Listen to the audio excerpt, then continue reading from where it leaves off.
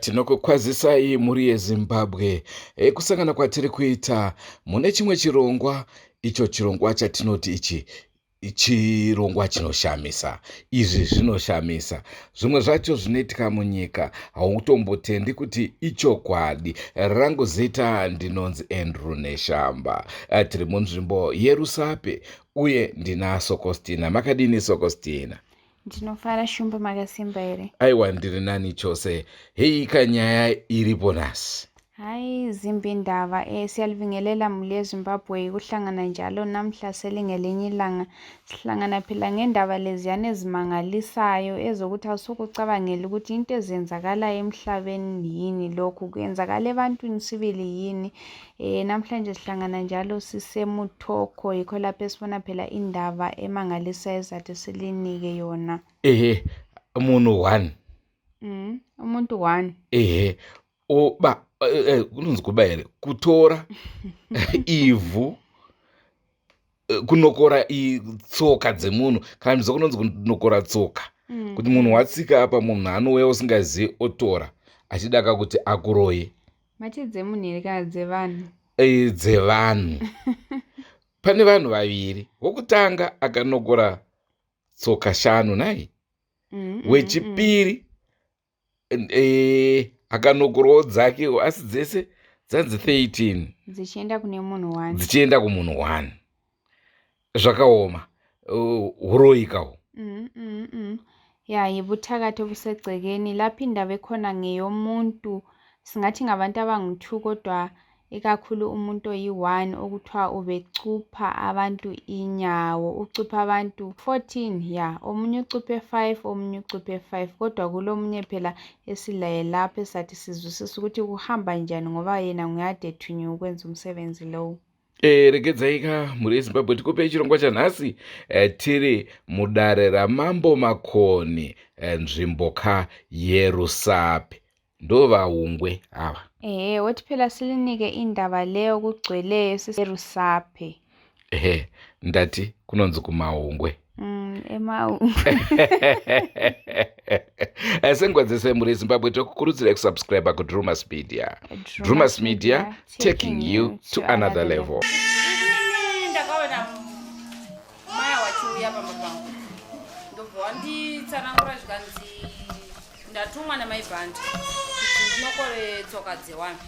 Wakanzi wakati kune kwandakaenda ndichirwara, saka ndakasvika ikoko ndikaudzwa kunzi wakadzi wari panharaunda yenyu wakakuenga, saka ndaimunonokora tsoka dzewakadzi womuye nadzo. Saka wakatuma umwe munhu uye achibva haramba, haana kuita sekudaro. Wachibva watuma zvekare futi mumwe, haana kuita futi sekudaro. Ndobva wazotuma avo.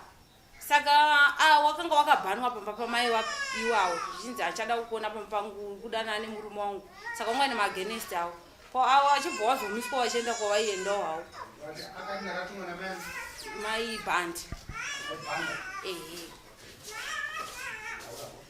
Saka mai shaya wachibva wati nini mai bhanda zvandinetsa powandimisa, watanziwe mai shaya une secret ende ndakambofamba newe hauna kumbofumura madhira angu ataitaura nyaya dzataitaura dziya, une secret. Saka inini ndida kutuma semunhu anofamba ndounowirirana nevanhu vari panharaunda ino. Inini kune kwandakaenda ndakanzi ndononokora tsoka dzemadzimai ese.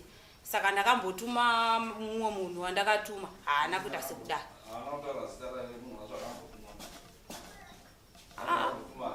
Wanonzi mainai ehe, mainai havana kunokora. Wakabva wandoudzawo munhu wawakandoudzawo. Saka wachibva watumwa, wachibva waita sekutaura kwawakaita wakaita, wachibva waendesa tsoka dziya, waendesa wakazoya kwandiri.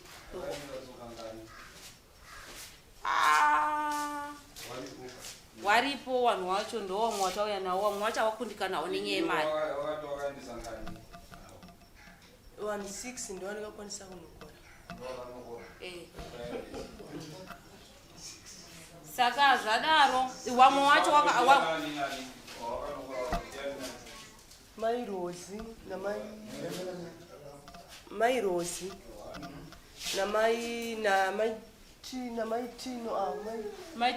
Tinetariro namai mazita acho handinatso kuaziva. Wanonzi Catherine Chemas.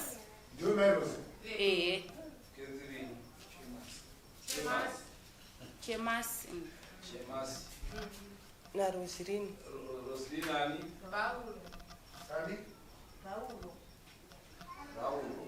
Paulo.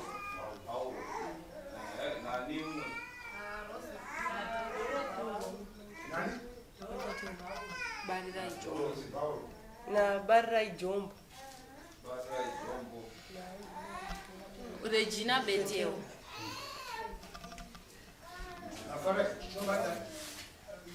Barra Jombo. Na Regina Beteo. Wakana 6 anditi.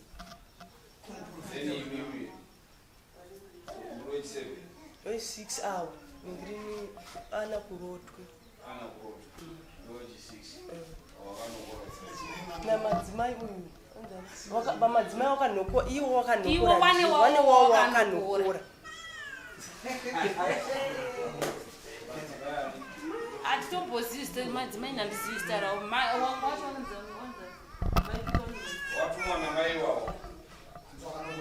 Iwa wakanokora wega, wane vanhu 5 wakanokora wega. Saka zvadaro ndopandati mimi mama musikona ndinovaita vamweni. Pandati hamusikona kuti nyaya iyi yakarema here nyaya iyi. Nekuti ikazoshata mangwana zvinozonzi ndimi. Apa mukona kuti wakambotuma umwe munhu achibva azoudza futi umwe munhu. Awachibva wati mimi chimboinyarara yakaitika mwedzi wapera. Ndopandakati isusu nyaya iyi inini baba kwangu wanga vasipo pakataurwa nyaya iyi. Pawakauya wabva ndavasumira ndati ndonyaya yauya namama papi pano. Ndopo wakati saka imi muri kuti kudii semadzimai. Tikati aiwa isusu takumbomira mwedzi una utongo wenyaya. Tikumirira December ukwana. Kana ichienda kwaishe totanga taenda kwaishe. Yatadzika tozona todii. Zvikanzi alright. Saka takazongoenzwa yakutotaurika muwanhu. Kuti kona uye tsoka iri kufamba sei nauye tsoka iri kufamba sei. Vanhu vakanga vakuya pamba pangu vachibvunza. Ndobva ndawatsanangura mamira akati akaita nyaya. Ndopakuti nyaya iyi hatidi kuti tiigarire. Honai isusu takutopera kutorwara. Saka bheta tiende kupi kwaishe. Ndopatakati alright mwedzi uno ndewambudzi hautongo nyaya. Gatimirirei mwedzi uno upere tonyoresa samanisi kuna secretary. Zvikanzi alright. Ndopatakati musi wa 30 pataenda kwa secretary semadzimai patanonyoresa tsamba yedu. Tanyoresa tsamba yedu kuna secretary bvapo dheti musi wa 3 kuenda kwaishe. Ndopataenda isi takaenda nezvikwanisiro zvedu zvedare. Iwo mari yedare wanga vasina. Ishe ndokutonga nyaya. Iwo padare wakakwanisa kupindura kuti wamwe wese wandina kunokora ba tsoka. Munhu wandakanokora ndidhori. Uyo arapo uyo andine nawe kuti andana nemurume wangu. Iyoyo ndinobvuma. Tikati ko wamwe wese wane inhawiri kutaurika iyi. Zvikani zvona inini kana kwamakoni chaiko kana kunganga dzekwamakoni. Ndopo wakanzi naishe imi mamukwanisi kutaura nyaya dzekwamakoni muri panapa. Panapa ina asandaitadza kuitonga. Ngatitaure zvepanapa kana ndichizokuendesa ikoko ndinokuendesai. Asi ndaona kuti ndaitadza here. Apa dare wakaramba. waramba ndopawakanzi naishe inini nyaya iyi ndaitadza chikumbira isori havana pawakanzizoni nyaya iyi panapa inini handisikuikwanisa murume wacho ndopakati ndokumbirawo ruregerero madzimai ese nezvakaita mudzimai wangu dare ndoparakati kweti hamukumbiri ruregerero imimi nekuti hamusi munyaya kumbirai murume wenyu mukadzi wenyu ndiye ngaakumbire ruregerero ndopaa zvakanzi oright mai bhanda kumbira ruregerero ndokumbira ruregerero rweini ndisina kuzviita ndopokanzi wakumbira ruregerero ndopawakakumbira ruregerero pazvanyorwa pasi ruregerero rwawarwa wakakumbira bva rwanzi ngawasaine pazasi pacho ubva wasaina pawakangopedza kusaina ishe ndopakati nyaya haina kugumira pano ndakuiendesa kwamambo ndamukunyanya kunditeerera kuno iye zvimari yedare chaiyo hamuna kupisa pano saka inini madzimai tsvagai mari ndoenda kunokunyoresera isamanisi moenda kwamambo.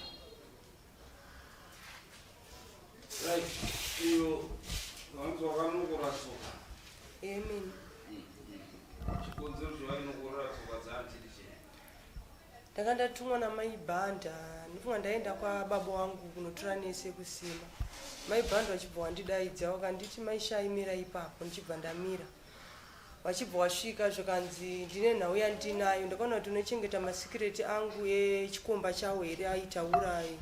Saka ndakaona kuti sei unochengeta masikireti aya ndakati alright taurai tinzwe zvakanzi ini ndine nhau yangu ndakaenda chikomba chawo chaimbodanana nacho waingotaura masikireti awo achi ndine chikomba changu chichi saka ina handida kutaurira hangu wanu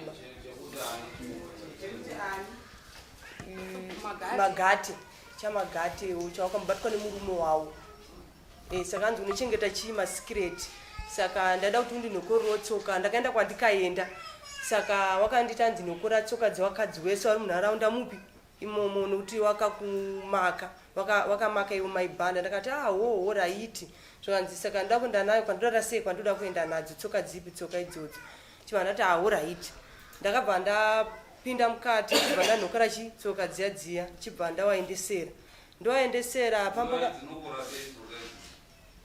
ndaitongonokora ndakasvikawo pamba pemunhu ndobva ndanokora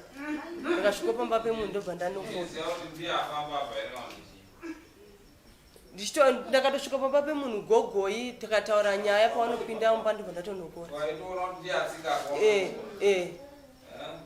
amen. Ndakabva famba door to door nekuti watumwa nemunhu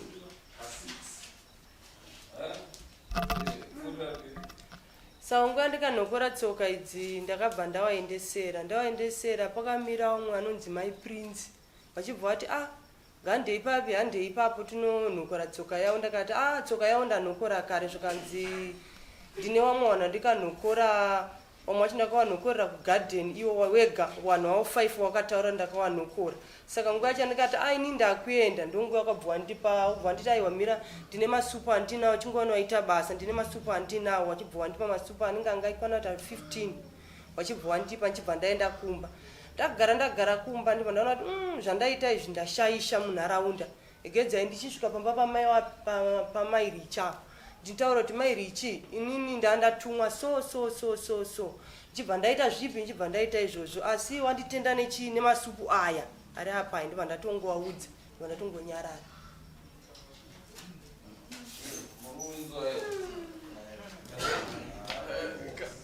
Kamambo Vanhu ari kutaura chokwadi izvi zvane spirit mukati anonga ainako kamweya ikako wekuroya wekufamba wese saka ndo zvaanonga vachiita vanonga watosangana kuti unochengeta masikireti ekuti munoroya mese saka uyu uroyi chaiwo kuda kutoparadza vanhu wese ino saka madzimai ese akafa mosara imimi mumusha mosara mawairi munovapedza here munovagona here varume vese ava ndo dambudziko rinonga ravapo saka idambudziko guru riri ipapo saka paari ipapo uyu ana chiri uyu ndiye anotonyanyotodikwa chaizvo anofanira kunga ari pano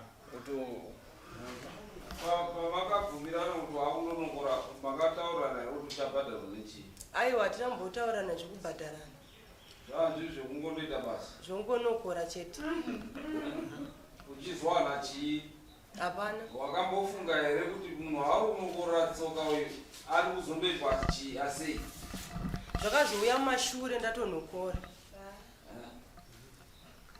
iwo wakatadzisese chimaibana wakati kana unokora tsoka dzakadzomurairi vada kudziitisei awana ungangotanzi peni kwandida kuenda nadzo ko kana kuri kwekundoti wandofe kana kuita zvirema iwo wakunge wandozvibvumirawo oright tombosiyani tomboti kwanga wakuda kuenda nadzo iwe wakavachisofunga kuti wakuda kundonatsa here madzimai emuraini kana kuti kuda kundovakanganisa ngekuti wakatombonga kuudza kuti wakadzi emuraini vanodini wakandimaka iwe uchinokora tsoka iwe ufunza kana uchipa munhu tsoka kuna maibhanda dzevanhu wakawamaka dzikunderwa zvakanaka here izvozvo izvo mupfungwa mako wakati hadzina kunaka vanhu vari kutondokwadzwa iwe kwakuenderera mberi nokunokora zvakanaka here naispiwa saka muroyi mukuru ndiani ari kunokora wacho neachandoseenzesa ndiani muroyi mukuru ipa right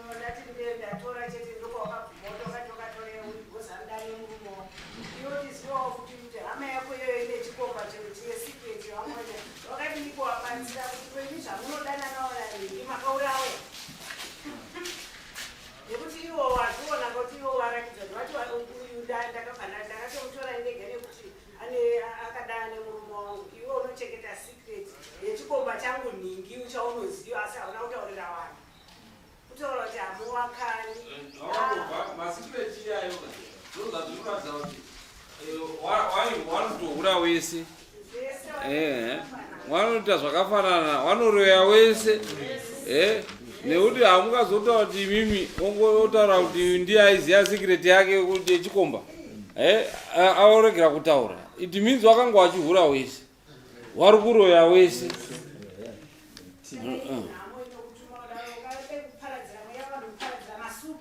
aiwa waroyi wese orat iwewe spiwe pawakandotaurira ana nyaya iyi une masupu ako 15 mumaoko unomwe here futi wawakazotaurira kunze kwaana wesawa 6 wawakanga wanokora tsoka ndiwo here wakandovaudza kana kuti wakazoudzwa naana kuna ana wakamutaura kuti kwanokora amani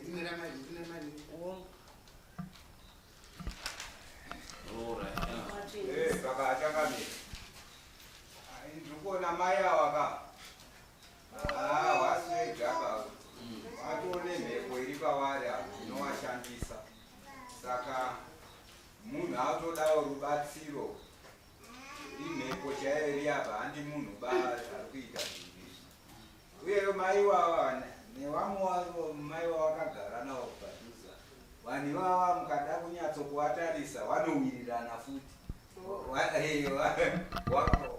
vanondodyidzana zvakasimba vanhu tuiwa vanhu saka aiwawa neivava nevasaravo vanyakutumawo vamwe chete vanhu vatatu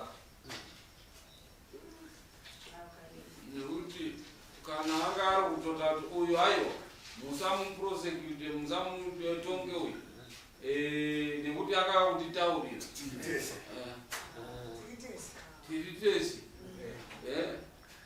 ugoita nemunhu ari kunokora iye ari yemuroyi mukuru titaurire chamakazokonana kuti iwe unoburitse masikireti aya makamakanganisirana pai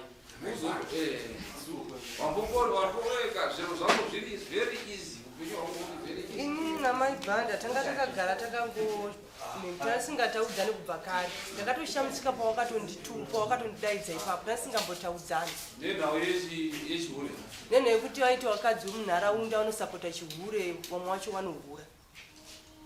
Iwo waisapota chii? Tisapota chipfambi. But iwewo maibhanda uri kutaura wakamboona chikomba chako. Waiziya secret yechikomba chako. Secret yechikomba chawo maibhanda ino wakabatwa ndisipo ndiri kunokusa. Aiwa, but iwewe wakazongotaura. Iwewe inga wataura kuti wakatotaura kuti iwewe nekuti wakachengeta secret yangu hauna kumbotaura secret yangu pandaidanana nechikomba. Magate. Secret yawo iyi waitaura kuti inini ndakambodana namagate so wachiudza inini wabatwa. Ichiri secret here kana kuti inini ndakambozodanana namagate iye atozobatwa ichiri secret here. Wangu watobatwa ipopo ina ndakuifamba. Ichiri secret here.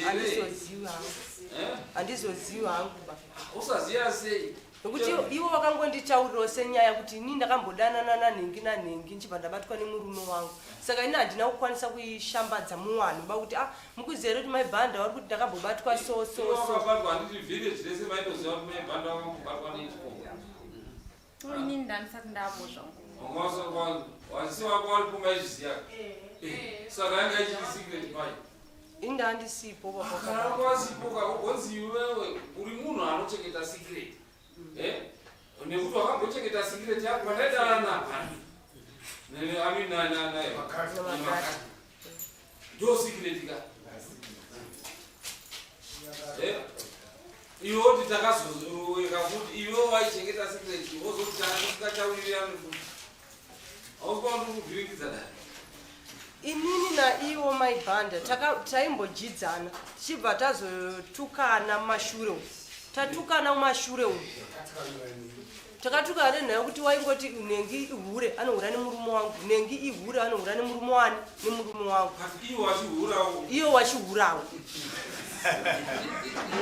Ndopa tikabva tatadza kuwirirana papi ipapo. Ndofunga takatoita nenge 3 months kunge 4 months risingataudzani. Ndakazongoshamisika wakungondidaidza. Wachititi ndinokore chitsoka. Asi tasingatombowirirani ba naiwo.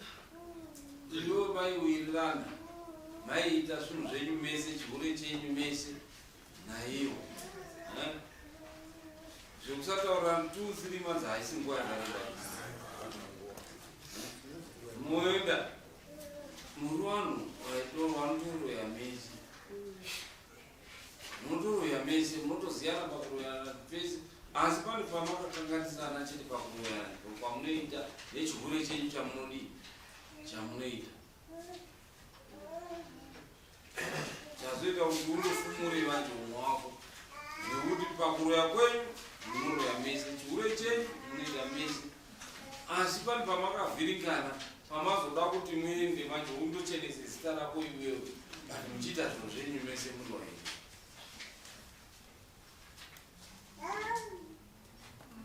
Handiri kuzvona iwe turaza manje wavhiringana akuda kuti wangu mwana haachadyiwa but wanga wachidya vana wavo wese nguva dzese wese but 10 now mwana wavo wakuda kuti adyiwe wochita kuti ai wanganitengesa nekuti mwana wangu asachadii asachadyiwa ndozvinoitawo izvozvo.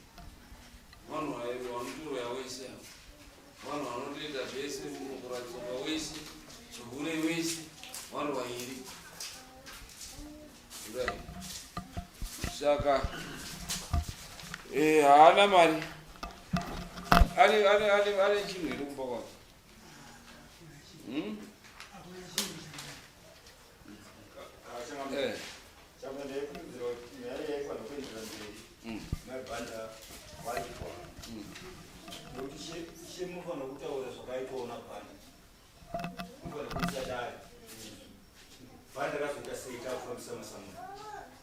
Banda usiri tamtaurira kuti inini panyaya iyi yamakumbira regero kuwanhu kuti ndakakutadzirai nyaya nyaya ndakareruka banda akazofuma uyamba wangu achiti ndinokumbira kuti ishe nyaya iperere pane murege kuendesa kwamambo ndikukupa isagire fertilizer $30 ndikati handitambiri izvozvo nyaya ngaiende mberi ndikatambira izvozvo pakazofa munhu zvinozobuda mumashure ike ndakabva ndangodaidza robert straight tobva tasinyoresa samanzi handina maranguage akatoreka akatenda nekuna sekretary kuti nyaya yanga irege hayo kuenda kwamambo paura kuti patsvagwe chiremba anoona kuti wanakukwadzwa here nekuti nezvemhepo iye uyu nabhanda nemungadzi wabhanda wese vari vairi panotodiwa kuti varipo kugadzirwa mari then wozoita waripire chii nyaya handi mukadzi wabhanda makamubayo tiketi makamusina kumusevha masara maita aigoya sei kudari musina kumusevha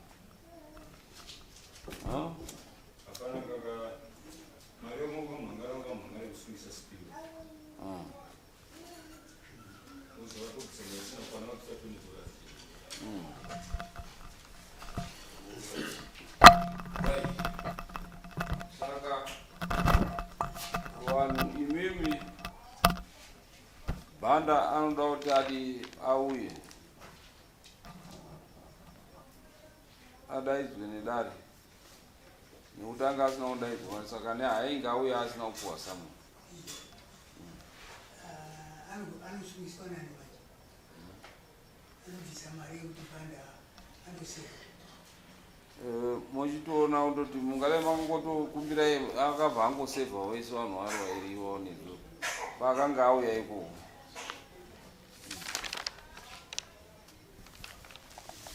nekuti zvotora kuti murapa pakurapa unoda kurapa pano wakutodzimbikana nemakumbo acho pari kuzamira uyezve mukadzi wabhanda dambudziko riripo rainaro nderekuti anovenga mumwe ari papa ari kuzi aidanana nemurume wake imbichinzwe mwezi wenzi wakatomboenda kunomurwisa saka ruvengo rwenge rutori pakunokora tsoka kuda kutoroya chaiko kana kuti kutoroya chaiko chaiko avo varumbadzwa nemakumbo otingadanana nabhanda ipekeri nemurowa saka panofanwa pakana kutokorwa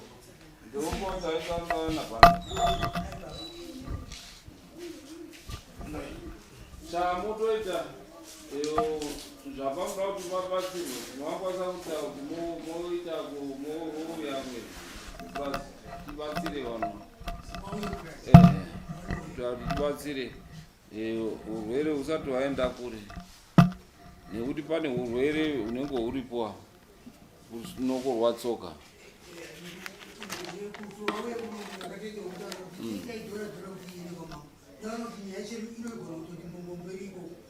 pazofa munhu maizvizigona kuchenguwarimo tozoona kuti ndiozotaura vakomana kuti wangomhanyisirwa then wouya kureyo taakukumba ikoko toga totsvaga chiremba ikoko anokwanisa kuvabatsira nokuti taakuzovhura 6 November January taakuzovhara for Christmas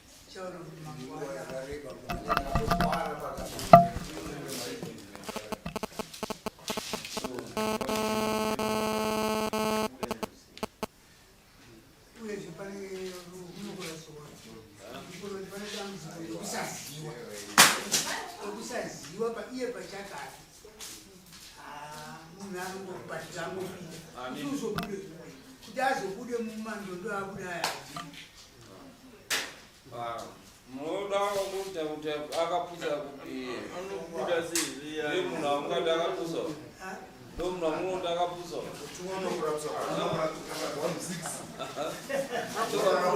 akapusa right itatoona kuti tozobatsira natoona kuti chekauya sande kana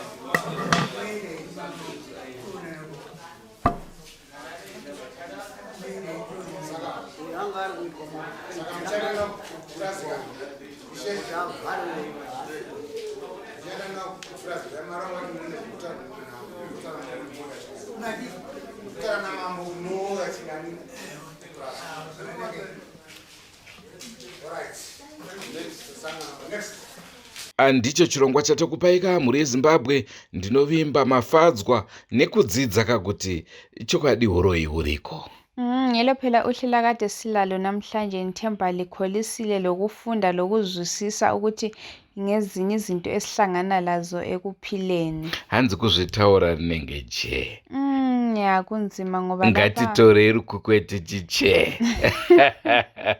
indaba le khona ngeyokuthi umama lo elimbone ehlezi lapha uthi wathunywa ngomunye umama laye ukuthi wena hamba uyocupha abantu laba abanje. Singathi ubethunywa ukuthi acuphe omama bonke izinyawo ukuthi bayangizonda kabangithandi saka ngifuna ukucupha inyawo zabo ngizise lapho engizazisa khona. Kodwa ekusecuphile umama lwana sihambisile inhlabathi leyana uthi enhliziyweni yakhe wazwa kusala ukuthi into engiyenzileyo ayikho right. Uthi ngiyotshela phela u1 wabomama ukuthi mina yikho engikwenzileyo ngithunywa ukuthi ngicuphe inyawo zenyu.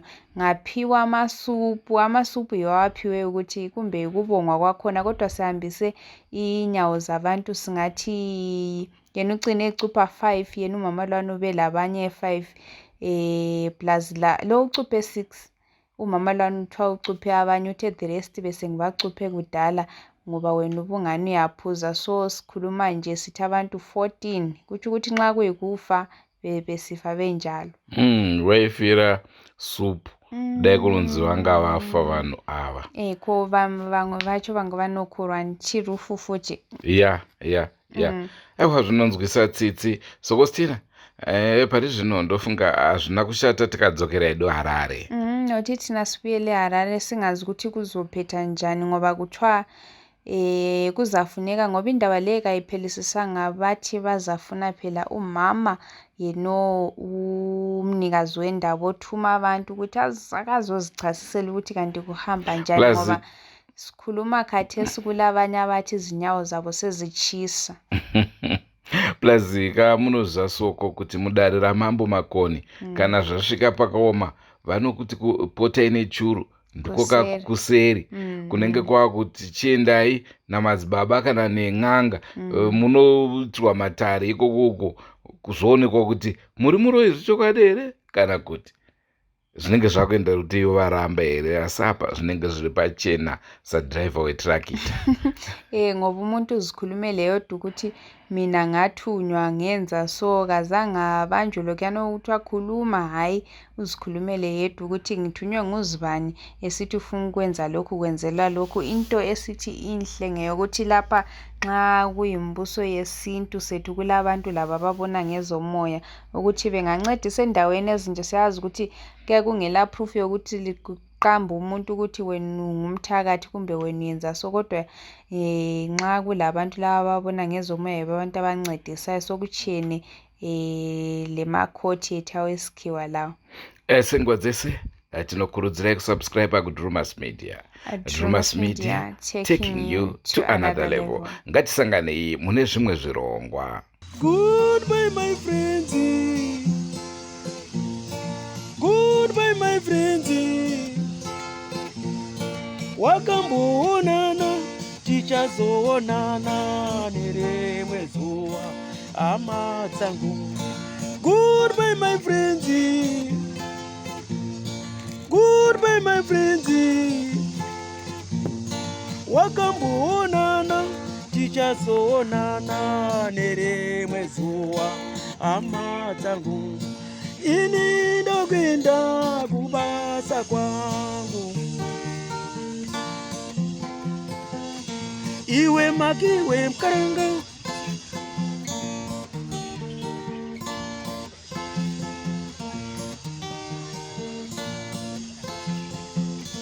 Iwe makiwe mkaranga. Iwe makiwe mkaranga.